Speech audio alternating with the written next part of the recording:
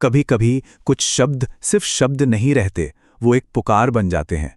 एक ऐसी पुकार जो सीधे हमारी आत्मा को झकझोरती है, हमें उन दीवारों को तोड़ने के लिए कहती है जो हमें बांधती हैं, और हमें उस अनंत की तरफ ले जाती है जिसका हम हिस्सा हैं।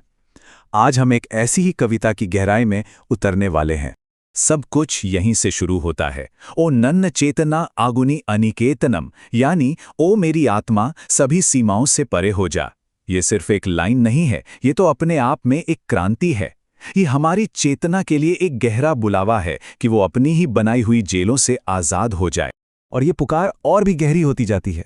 100 जातियों की भूसी को उड़ा दो, सभी दर्शनों की सीमाओं को पार कर जाओ।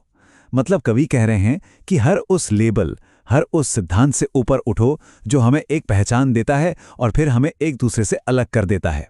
ये तो एक तरह से आध्यात्मिक मुक्ति का ऐलान है। कविता का संदेश है कि रुकना मना है। कहीं मत रुको, संकीर्ण दीवारों में मत बंधो। और ये सिर्फ जिस्मानी तौर पर चलने की बात नहीं है, बल्कि ये दिमागी और रूहानी विकास की एक लगातार चलने वाली यात्रा है। ये एक चेतावनी है कि किसी एक सोच या पहचान में बसकर मत रह जाना। तो सवाल ये उठता है कि असीम यानी लिमिटलेस बनने का ये इतना शक्तिशाली संदेश आखिर दिया किसने? इस गहरी पुकार के पीछे कौन सी दूर की सोच थी? चलिए उस कवि को जानते हैं जिन्होंने हमें ये रास्ता दिखाया।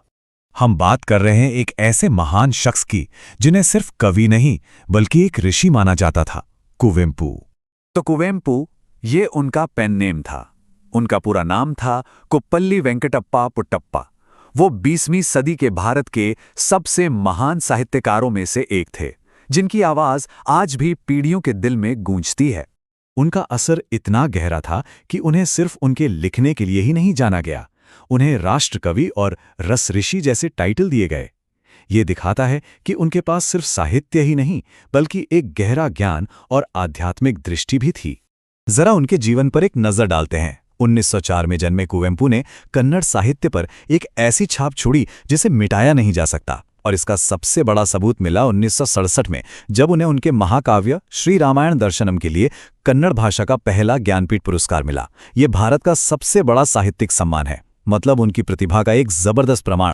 लेकिन कुवेंपु की कविता में इतनी ताकत, इतनी गहराई आई कहाँ से? इसका जवाब उनके एक गहरे दर्शन में छिपा है। चलिए उस दर्शन को समझते हैं। इस दर्शन को कहते हैं विश्व मानव, यानी यूनिवर्सल ह्यूमन। कुवेंपु का मानना था कि हम सब पैदाइशी विश्व मानव हैं, एकदम शुद्ध, बिना किसी सीमा के, बिना किसी लेबल के। ये तो समाज, धर्म और परंपराएं हैं जो बाद में हमें छोटी छोटी पहचानों में बांध देती हैं।